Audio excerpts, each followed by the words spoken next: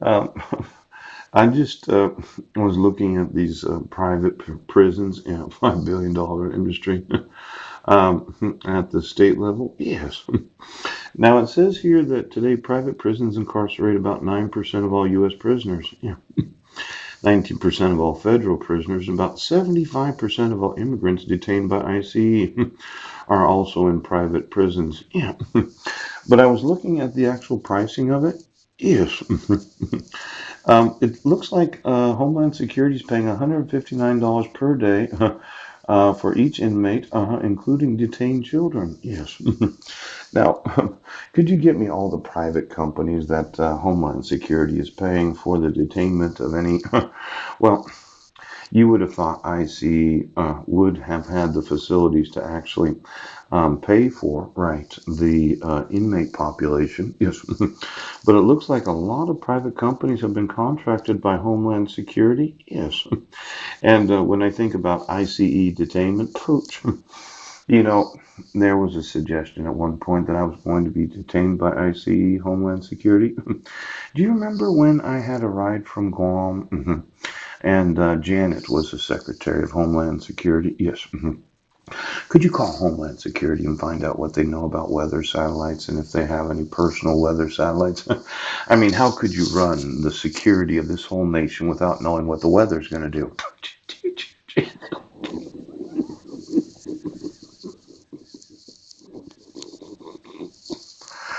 Now I know.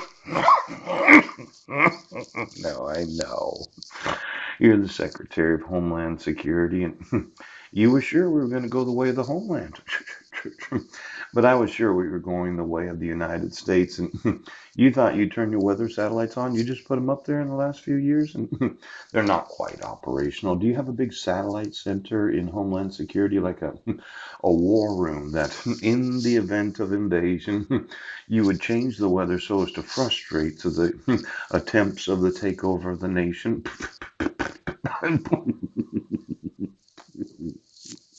These private contractors that have private prisons where 75% of those immigrants detained by IC are in private prisons. Yes.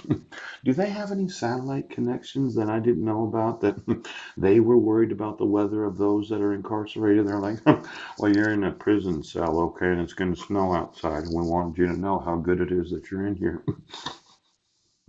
Could you, well, what if it was hot outside? They provide air conditioning for those.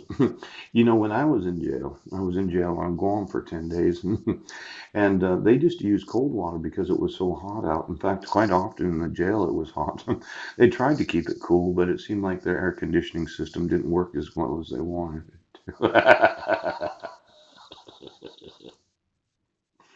I know.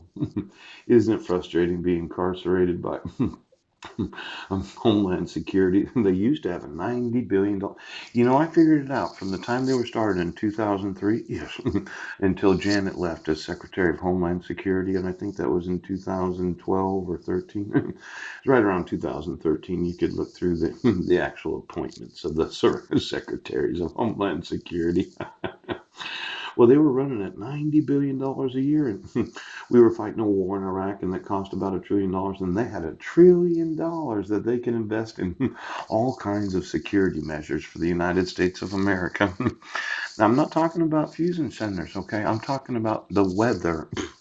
Now, let's say a private prison, okay, contracted from Homeland Security, happens to have 20 miles underneath the ground a big satellite system so they can monitor all the satellites that Homeland Security has purchased for the last 15 years so they can know what the weather's going to do. No, I know, okay, I know.